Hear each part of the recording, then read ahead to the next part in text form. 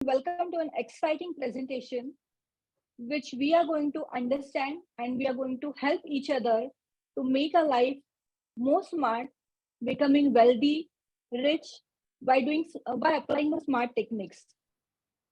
तो मैं एक बात कहना चाहती हूँ सारे ladies who are present in the group, हम हर एक लोग हर हमारे जिंदगी में बहुत सारी चीजें अचीव करना चाहते हैं, हमारे अलग अलग गोल्स रहते हैं। तो वो गोल अचीव करने के लिए प्लानिंग की बहुत अच्छी तरह से जरूरत है। एक सिंपल सा डेफिनेशन मैंने यहाँ पे दिया है। बहुत बार ऐसा होता है कि हमें फर्स्ट डेट को या फिफ्थ डेट को हमारी सैलरी अकाउंट में क्रेडिट हो जाती है।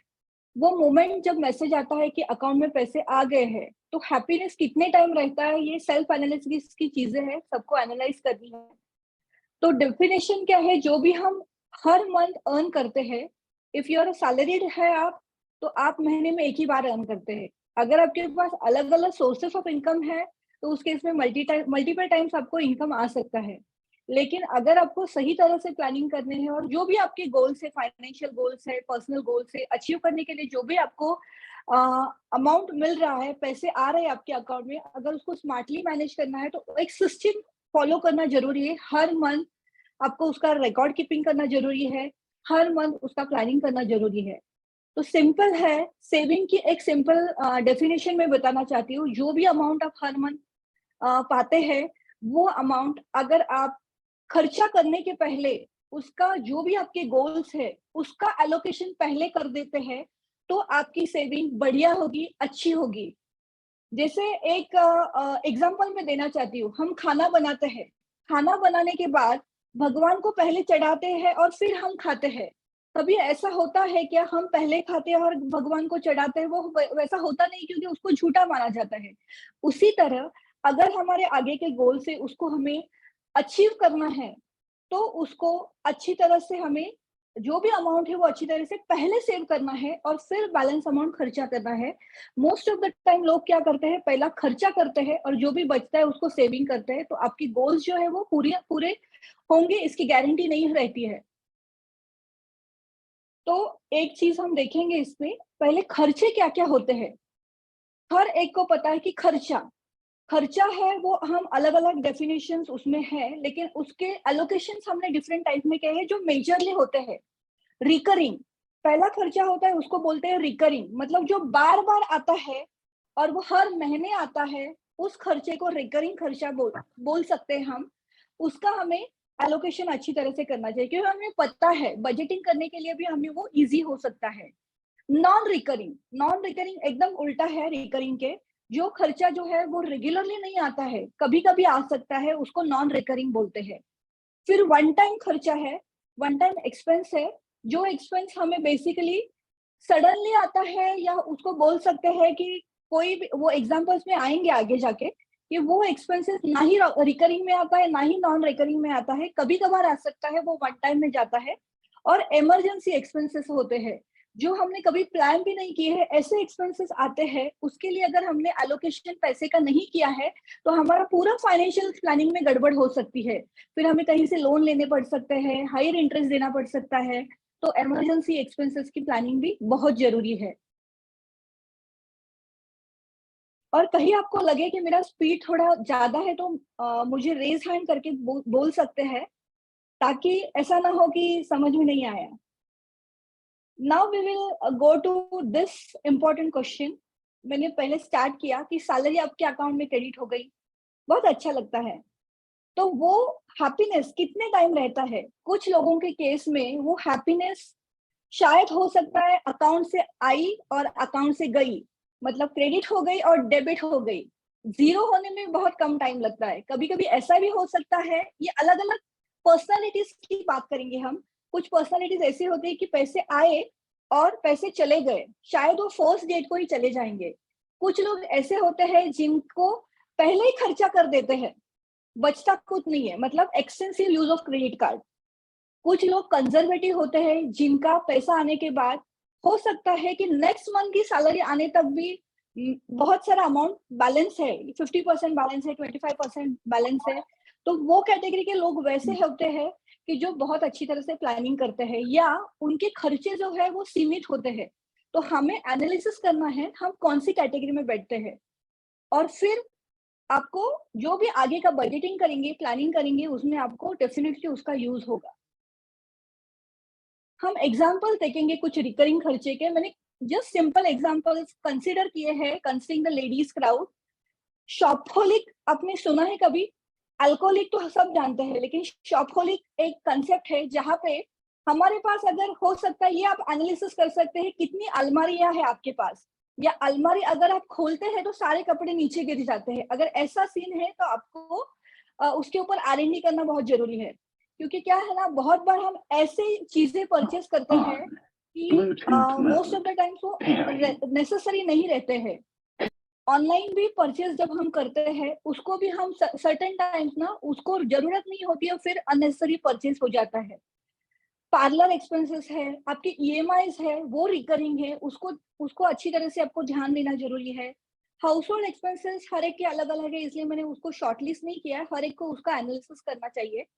चिल्ड्रन स्कूल एक्सपेंसेस है, उसको भी अच्छी तरह से बजटिंग करना जरूरी है। क्योंकि क्या है ना, पहले जब हम स्कूल में जाते थे उस टाइम हमें आगे का क्या गोल है, वैसा इतना कंपलसरी हम मतलब उतना गोल या एम्बिशन हमारा डेफिनेटली था, लेकिन आगे क्या जनरेशन है उसके लिए अच्छी तरह से प्लानिंग करना जरूरी है।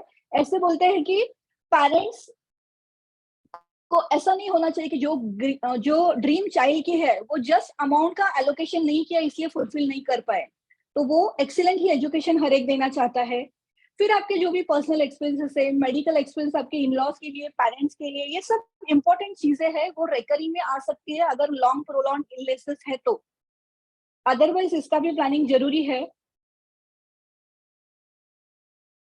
अभी नॉन रिकरिंग क्या है ना, नॉन रिकरिंग में जैसे कि मैंने बोला कि वो रेगुलर नहीं आते, लेकिन वो कभी आ सकते हैं, उसका भी प्लानिंग करना चाहिए। जैसे सीजनल एक्सपेंसेस है, सीजनल हमारे यहाँ इंडिया में बहुत सारे फेस्टिवल्स है, उस केस में certain time certain expenses suddenly आ सकते हैं, जिसको हम रेगुलर आते हैं ऐसा नहीं बोल सकते, लेकिन उसको भी आपका जो भी सैलरी पोर्शन में है उसको बजटिंग करना जरूरी है। फिर हम हमारे बहुत सारे प्रोग्राम्स में जाते हैं, फिर गिफ्टिंग होता है, तो वो सब चीजें बहुत मैटर करती है हमारे प्लानिंग के लिए, हमारे सेविंग के लिए।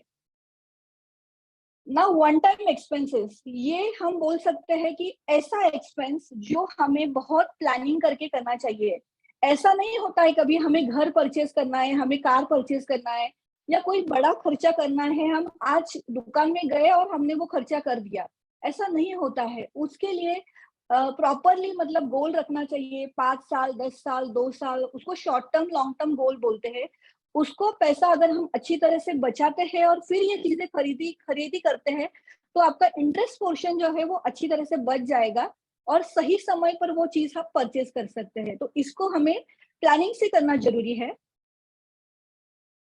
फिर एलोकेशन, ये मैंने एक सिंपल डेफिनेशन दिया है, ये हर एक फॉलो कर सकता है। जैसे कि 100 रुपए आप कमा रहे हैं, जैसे एन एग्जाम्पल हम ले सकते हैं कि अगर आपकी 10,000 सैलरी है पर मंथ, या will take example of 1 lakh salary है, 1 लाख सैलरी का एलोकेशन कैसा करना चाहिए? उसमें से 30% जो है आपके हाउस होल्ड एक्सपेंसेस को जाना चाहिए, 30% आपकी EMI, 15% आपके short term goal, 15% long term goal, और 10% इमरजेंसी एक्सपेंसेस। ये कम ज्यादा हो सकता है डिपेंडिंग, अगर आपका कोई लोन है नहीं तो फिर आप सेविंग्स में ज्यादा पैसा डाल सकते हैं। अगर आपको जैसे कि हर साल ट्रिप पे जाना है, वो इंटरनेशनल हो डोमेस्टिक हो, उसको एलोकेशन में डाल सकते हैं। लेकिन अगर इस तरह बजटिंग करेंगे और सेविंग करेंगे तो फिर आपके गोल्स आप अच्छी तरह से अचीव कर सकते हैं। इसको अगर आपने वो अलग अलग डिपार्टमेंट्स में नहीं डाला ना, तो ऐसा हो सकता है कि डीमार्ट में गए, लाना था कुछ और लेके आए कुछ और। तो वो फैक्टर लिस्ट डाउन करेंगे तो ऐसा होगा नहीं, सही चीज आप परचेज कर पाएंगे और सही जगह आप इन्वेस्ट कर पाएंगे।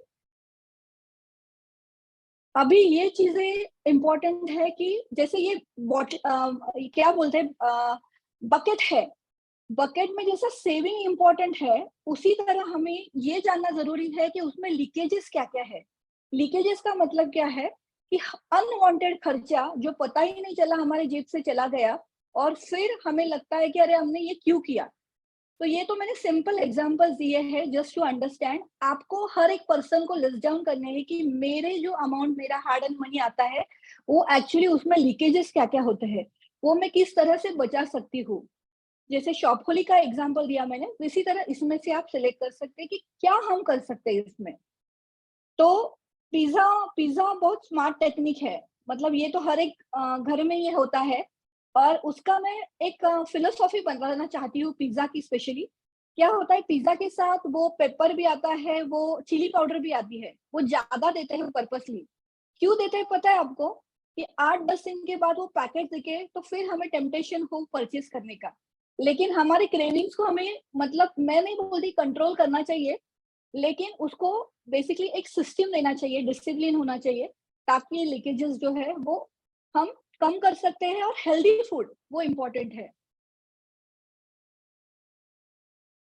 अभी सेविंग के some tips I have added here, यहाँ पे ये बहुत इम्पोर्टेंट है।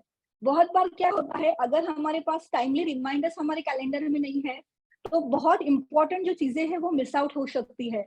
जैसे सिंपल है, आपके जो भी इम्पोर्टेंट बिल्स है, वो बिल्स अगर आपने टाइमली रिमाइंडर्स नहीं रखे हैं तो आपको लेट फीस भरना पड़ता है। फिर maintaining the average quarterly balance, अगर आपका सेविंग अकाउंट है तो उसमें जो भी क्वार्टरली बैलेंस रहता है, अगर आपने मेंटेन नहीं किया तो बैंक अमाउंट चार्ज करती है।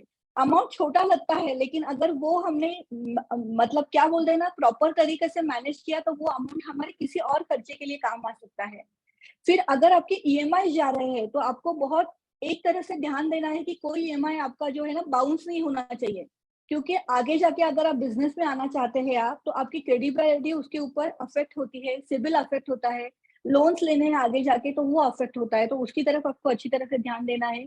अगर आप क्रेडिट कार्ड यूज कर रहे हो तो क्रेडिट कार्ड में एक चीज इंपॉर्टेंट है, जो पेमेंट करते हैं उसमें एक ऑप्शन रहता है कि मिनिमम ड्यू पेमेंट करना है, फुल पेमेंट करना है। तो कभी भी मिनिमम ड्यू पे हमें सिलेक्ट नहीं करना है, क्योंकि आगे जाके आपका जो रेट ऑफ इंटरेस्ट आपको पे करना है वो बहुत हैवी होता है।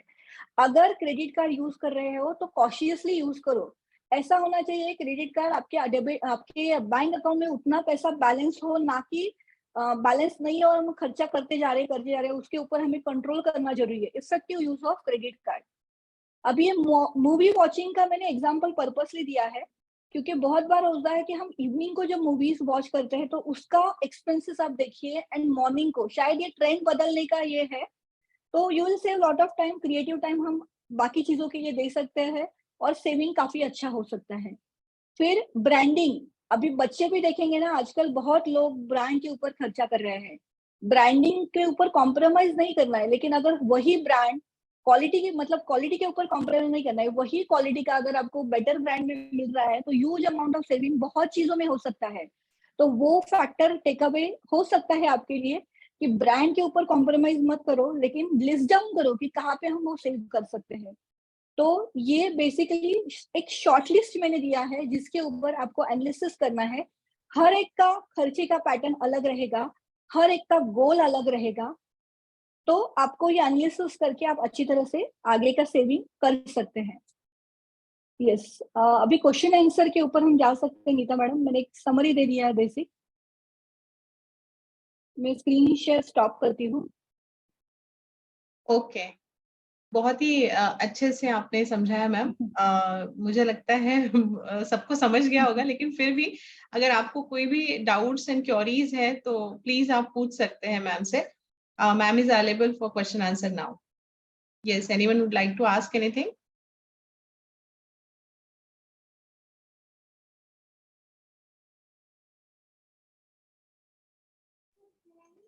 शांतता है तो ऐसे लग रहा है एक तो कुछ नहीं समझ में आया, नहीं तो सब कुछ समझ में आया, ऐसा मैं समझ सकती हूँ। Good evening ma'am. Hello ma'am. Madhu miss. हाँ मैम, मुझे थोड़ा डाउट है, ये जो बीसी करते हैं सब, इसमें हाँ हाँ। सेविंग्स का क्या मतलब क्या चलता है, मतलब सेविंग्स कैसे कर सकते हैं अगर हम लोग बीसी में पैसा लगाएं? रहता है मतलब आप 500 का लगाओ मंथली या 1000 का लगाओ, तो उसमें प्रॉफिट वगैरह कैसे रहता है? तो उसका कैलकुलेशन थोड़ा मुझे समझ में नहीं आता है, इसीलिए मैंने कभी हम्म। लिया नहीं, कभी किसी में कभी पैसा डाला नहीं। थोड़ा अगर मतलब उसके ऊपर कुछ नॉलेज दे सके तो मैं थोड़ा सा वही थोड़ा ट्राई करने की कोशिश कर रही हूँ। हाँ, थोड़ा सा ओके वो डाउट क्लियर कीजिए। ओके। एक्चुअली अभी बीसी होता है?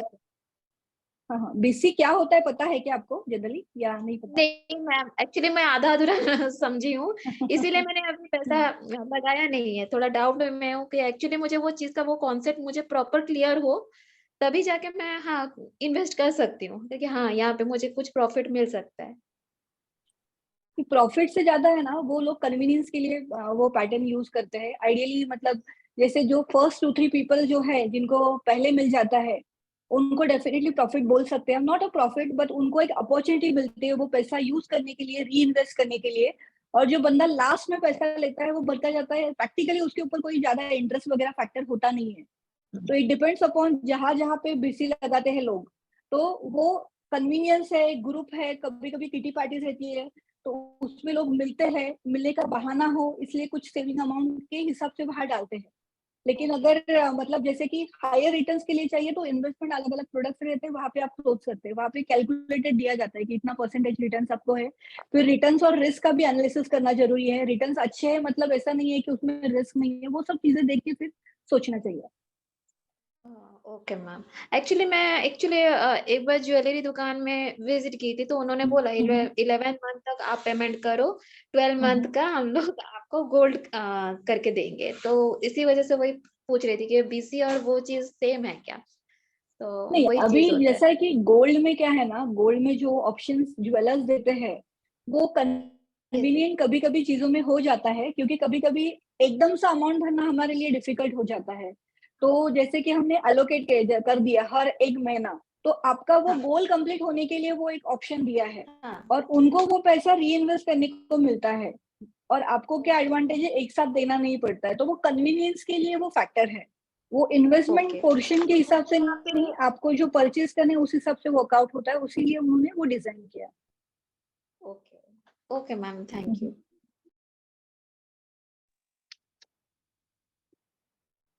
Hi, ma'am. Kavita here. Yes.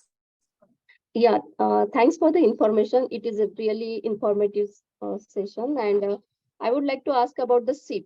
Actually, I know only the basic things about the SIP investing. So, if I get details about that, and it's really useful for us, so can I okay, get the details? Definitely. SIP में Thank जो you. Investment होता है वो market में invest होता है, जैसे उसको सिस्टमेटिक इन्वेस्टमेंट प्लान बोलते हैं। मार्केट में कैसा होता है, अप एंड डाउन रहता है, मतलब आज मार्केट ऊपर है, कुछ दिनों के बाद नीचे रहेगा, हर 15 सेकंड के बाद फ्रैक्शन ऑफ सेकंड के साथ उसके चढ़ाव उतार होते हैं, और कॉमन मैन को वो मॉनिटर करना पॉसिबल नहीं है। तो उनके लिए सबसे सिंपल मेथड क्या है कि हर महीना मिनिमम सिप चालू होता है 1000 रुपीज, 2000 रुपीज, 500 रुपीज। तो वैसा हम डिमैट अकाउंट उसमें इन्वेस्ट कर सकते हैं। और स्कीम्स के भी अलग अलग तरीके रहते हैं, उसमें टाइप्स रहते हैं, जैसे कि बैलेंस फंड रहता है, ग्रोथ फंड रहता है, डेट फंड रहता है। डेट फंड सेफ फंड रहता है क्योंकि उसमें रिस्क कम रहता है, इक्विटी पोजीशन कम रहता है। और बैलेंस फंड में कैसा है, कंजर्वेटिव बोल सकते हैं उसको, थोड़ा डेट थोड़ा इक्विटी। और जिसको हायर रिस्क हायर रिटर्न लेना है वो पूरा इक्विटी में जा सकते हैं। लेकिन जो नया इन्वेस्टर है उसको डायरेक्टली इक्विटी में ना जाके बैलेंस फंड हम सजेस्ट करते हैं, क्योंकि फिर रिटर्न भी आपको अच्छे मिलेंगे compare to traditional products. Thank you, ma'am. Thanks. मुझे ना एक डाउट था। एक्चुअली एक कॉल आया था, उन्होंने बोला कि they are giving fix deposit पे 14% इंटरेस्ट। तो डू यू थिंक कि इतना होता है एफडीज पे 14% तक? अभी मार्केट में इफ यू अपडेटेड, क्या एसबीआई का कोई बता सकता है कि स्टेट बैंक क्या एफडी रेट है अभी, जो बैंक में स्टैंडर्ड नेशनलाइज्ड बैंक में average rate anybody can give for the knowledge sharing? So 5 point something or 4 point.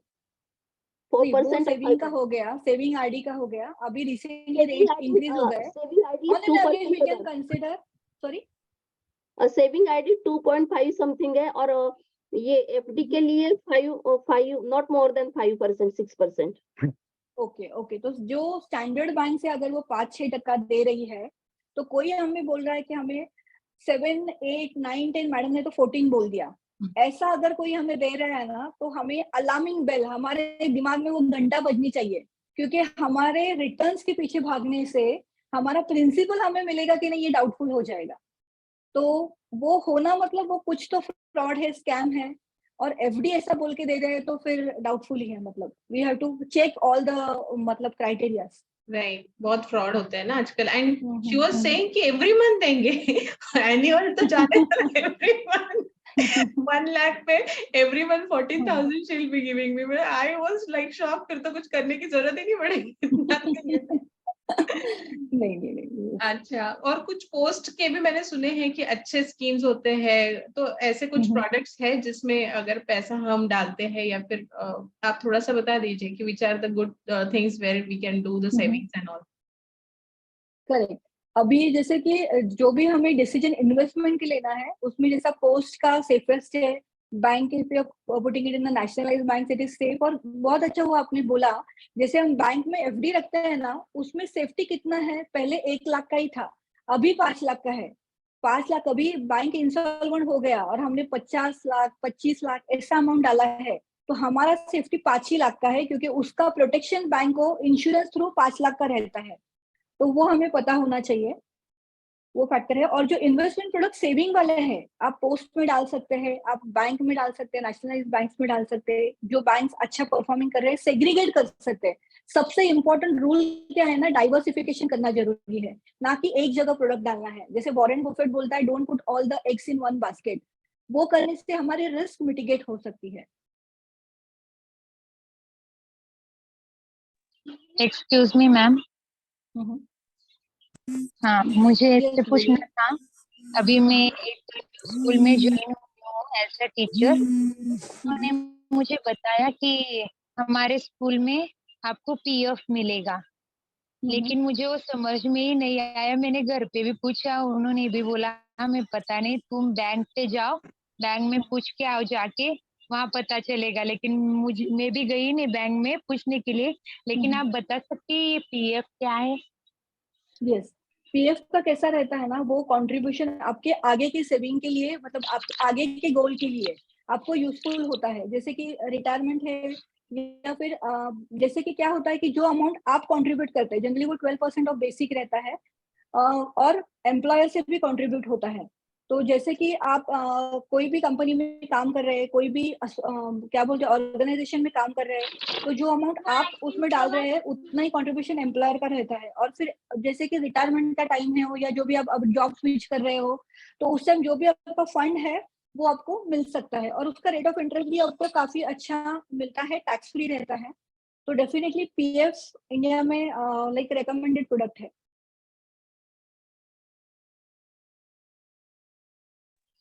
Thank you ma'am.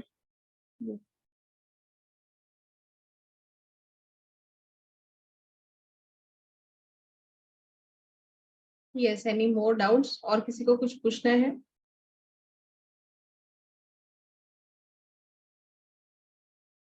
Okay, I guess सबके डाउट्स भी क्लियर हो गए हैं।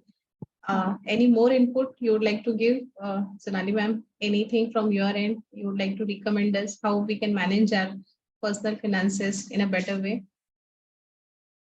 Yes, more inputs in the sense कैसा है ना, risk को आपको एलोकेट करना जरूरी है। बीइंग अ लेडी, अभी जैसे कि डिनोमिनेशन का जो हुआ था, पहले नोटबंदी हुई थी, फिर अभी 2000 का नोट है। तो एक चीज लेडीज के लिए मैं बताना चाहती हूँ, जो भी अमाउंट है, वो जो ट्रेडिशनल मेथड है डब्बे में पैसा रखना, वो बंद कर दीजिए। ट्राई इन्वेस्टिंग, वो फैक्टर बहुत इंपॉर्टेंट है। बहुत बार क्या होता है ना, पैसे हमारे पास रहते हैं, I have seen many businessman also, business womens also, कि चलो कभी भी कैश लगेगा, हम क्या करेंगे, कहीं पे रख देंगे। तो वो बिल्कुल मत कीजिए। पैसा कैसा बढ़ता है, पैसा अगर उसको इन्वेस्ट करेंगे तो बढ़ता है, ऐसा रखने से नहीं बढ़ेगा। तो वो फैक्टर, मतलब सिंपल टेक अवे हो सकता है। और नॉलेज जो है ना, हर एक लेडी को होना चाहिए, हर एक चीज का, rather in the sense finance का आता है ना, बहुत बार लेडीज बोलते हैं वो हम नहीं देखते हैं, वो हस्बैंड देखते हैं। वाई, अगर लेडीज हर चीज में आगे जा रही है, तो फाइनेंसिस में वो पीछे नहीं रहनी चाहिए। उनको पता रहना चाहिए कि जो भी लीगल डॉक्यूमेंट्स है, क्या डॉक्यूमेंट्स है, रजिस्टर्ड बिल जरूरी है, ज्वाइंट अकाउंट होना जरूरी है बैंक में, अगर इस नॉमिनेशन का इंपॉर्टेंस जरूरी है, लेडीज को पता रहना चाहिए कि जो भी लीगल डॉक्यूमेंट्स है, जैसे हस्बैंड को पता है वैसे लेडीज को भी पता होना चाहिए। जो भी फाइनेंशियल डिसीजन में, उसमें उसका भी रोल होना चाहिए। ऐसा ब्लाइंडली ये नहीं होना चाहिए कि चलो हस्बैंड देखते हैं तो हमें वो देखना ही नहीं है। और रादर हस्बैंड या एज अ फैमिली वो डिस्कशन घर में ज्वाइंटली होना चाहिए। जो भी चीज, जो भी आप इन्वेस्ट कर रहे हो, जो भी मार्केट में प्रोडक्ट्स अवेलेबल है, जैसे डिसीजन जेंट्स लेते हैं, तो उस केस में अगर लेडीज वो समझने का कोशिश करे, बहुत बार लेडीज का ऐसा होता है ना, हेजिटेशन होता है, नहीं ये मुझे देखना नहीं है, इसमें पढ़ना ही नहीं है, क्योंकि बहुत कैलकुलेशन से वो सब होता है, या कभी कभी ऐसा होता है कि लाइकिंग नहीं है उसकी तरफ, तो वो ना करके उसमें थोड़ा थोड़ा इंटरेस्ट डेवलप करना है, और डेवलप करने के बाद ना क्या होता है, बेनिफिट भी अच्छी तरह से होता है।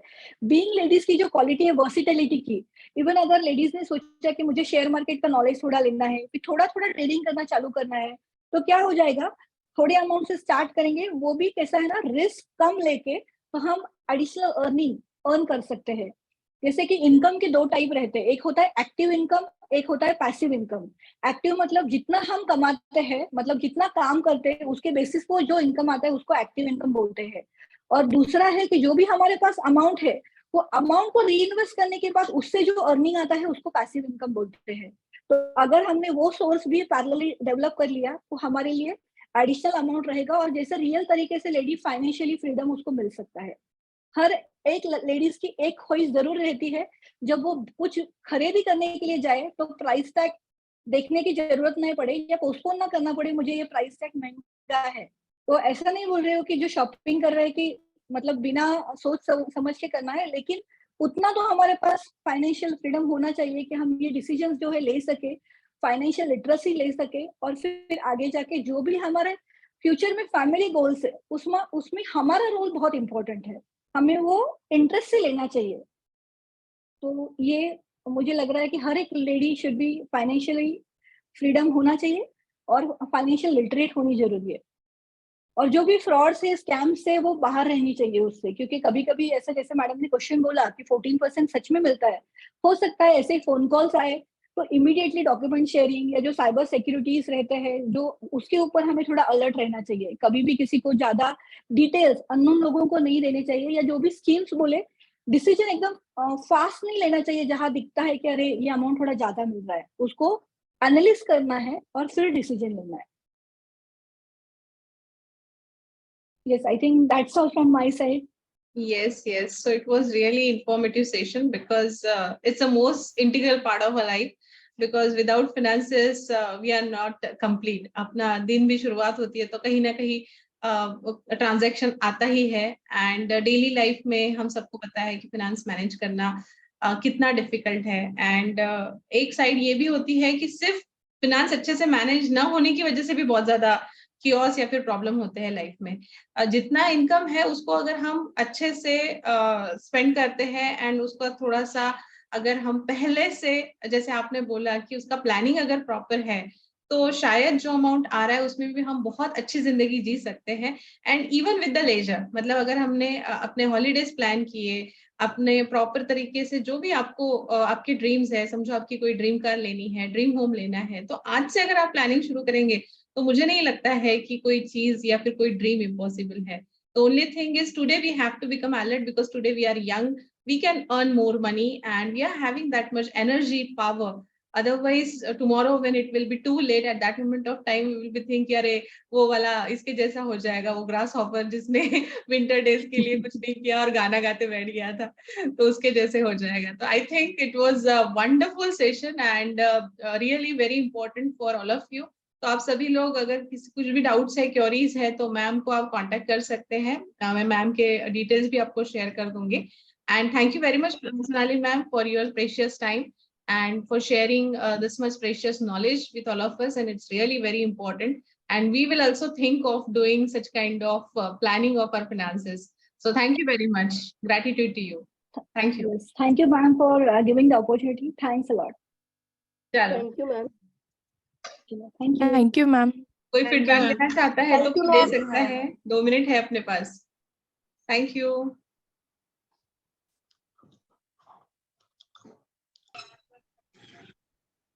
चलो देन, किसी को फीडबैक देना है सेशन के लिए बोल दो, अच्छा हुआ सेशन जो भी है। Yeah, it was really good. Yes, ma'am, it was really good.